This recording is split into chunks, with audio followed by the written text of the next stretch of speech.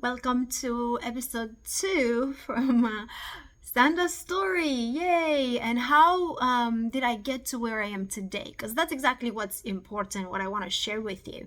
When you hear people's transformation, you might actually relate to some pieces of their situation from the past, and you may get inspired to make changes. And so I have changed 180 degrees from where I was to where I am today, money-wise, confidence-wise, family-wise, everything-wise, pretty much. But that took years. It took more than 20 years, and what I'm hoping to do with this video and all that we do at Satori Romania, it's to help you avoid, if possible, this long period of time in which you can transform something, because I realized that just self-awareness alone, just this knowledge that, hey, I have some limitations, I have some pre-programming that doesn't serve me, just this knowledge that we get, it's not enough to actually make the transformation.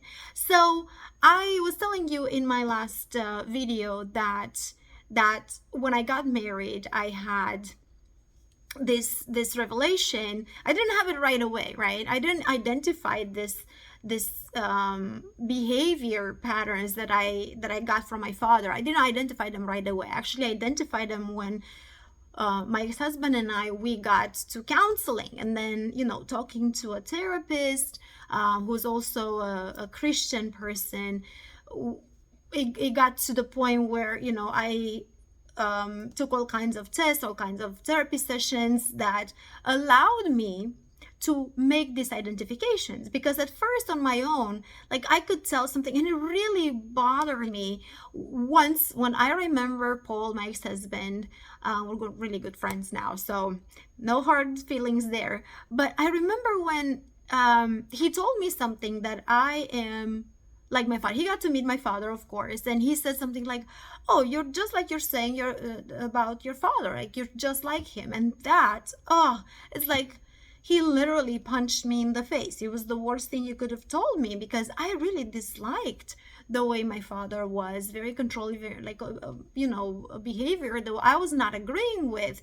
And to be told that I'm behaving like him, I was like, oh my God, that's the worst insult you can ever tell me. And I didn't really agree with it. I didn't see it at first. But then, like I said, our my expectations of him to be critical and to express his love in a different way than he was, because that's how I associated, a very, in not necessarily a healthy way, I associated affection with criticism and different other, and controlling and different other behaviors, and I was expecting those from Paul.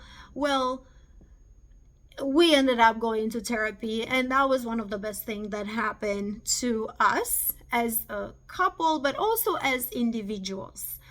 We still ended up divorcing 6 years after we went to therapy the first time, and that also was the best thing that ever happened to us, and we both agreed to it, because it allowed us to find out even more and bloom, find out even more of who we are and bloom. So this is my personal story, right? Therapy has been very eye-opening. I recommend it. I think if you go through any kind of couples problems, or even for yourself, it's something that it can definitely help. It helped me go back in time and now make these associations of my unwanted behaviors today and where they come from. So having this clarity is really, really powerful. And then I thought, ooh, now I know this. Now I know they don't belong to me, these ideas and these behaviors. Now I can change. Because you think, consciously, you change your mind, you change your conscious mind, and now you take this decision like, I'm not going to do that anymore. And then you think it's going to last forever. And guess what? It's a lot of internal fights to get to do that. Like, literally, I had to retrain myself. I had to do these exercises where every day I would write down on a piece of paper things that I was grateful for and I appreciated in my husband, and seeing him the way he was, And every time something that I didn't like in his behavior was happening, because hey, we're human, so things like that happen. You cannot just have a perfect husband or a perfect wife or a perfect anything. But instead of focusing on the negative, instead of focusing on the critical part and criticizing him and like complaining and not appreciating and all those things that I used to do, because that's how I used to be trained in my mind from my childhood, I literally worked for years to just focus on the positive. And it wasn't necessarily positive thinking, because I wasn't like in this bubble of like, oh, I don't see anything negative. It was more in the bubble of, I choose to see only the good things, and if there are bad things, I'm just gonna turn the cheek, right? Like that analogy to what the Bible says, what Jesus tells us, that we should turn the other cheek.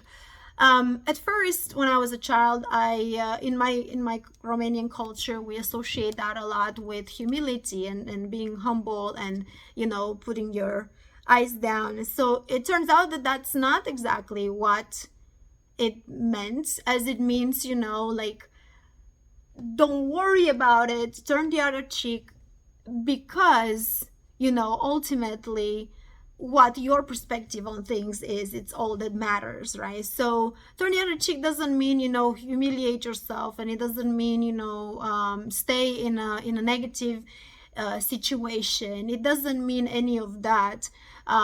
It doesn't mean self-sacrifice and compromise and all those things. It just means you have to see the best in a situation, if and put in balance, like make t that t on a piece of paper and see pros and cons. And if there are more pros than cons, then you may want to still be there, and if there are more cons than pros, then you may want to leave.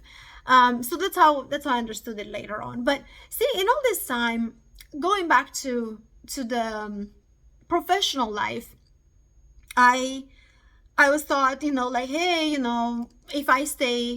if I have a child, I'm going to stay home with my child, because that's the most important thing. I always dreamt of having a business, but I never knew how to do so, because in Romania, in our culture, when I grew up, there was no such thing as having a business mindset or an entrepreneurial mindset. We were taught to go to school and prepare to get a good job. And so and it turns out that in American culture is very similar as well, 90% of the time.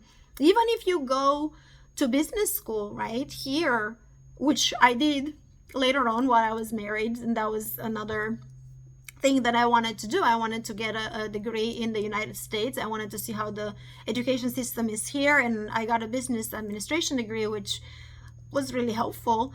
But you see that education, the education you receive in school, even in Romania, in Europe in general, or here in the United States, even if it's in business, it usually prepares us to become employees, right? Like, what's the best case scenario if you finish an MBA, right? The best case scenario is that at some point you're going to become the CEO of a Fortune 500 or Fortune 100 company, right? So that's what you want. That's what you're preparing for. They teach you all these things in school, only theoretically, because the practical thing's killing us, because nobody really offers that. You get to practice a little bit in your job if you work during college. You get internships and stuff like that. You shadow people, but ultimately you don't know much practical stuff. So all that I've learned in school, and I have went to 2 universities, and so I have like degrees I have, and I have years of schooling, but I'm telling you that all that I've learned in school did not bring me to a mindset of a person who can create her own future and her own business. But what really changed was reading books. I always loved to read. So my mindset got changed when I first, when it planted the first seed, when I first started reading Think and Grow Rich. Think and Grow Rich was one of those books that I read the first time and I was like, I'm not understanding half of this thing, maybe more than half. But I read it. And then the second one that made much more sense because it's much easier to read was Rich Dad, Poor Dad by Robert Kiyosaki. So Rich Dad, Poor Dad, it was like, there is something different out there. And I'll tell you more about literally how these two books have changed my life, or at least put the basis of my big transformations in the next episode.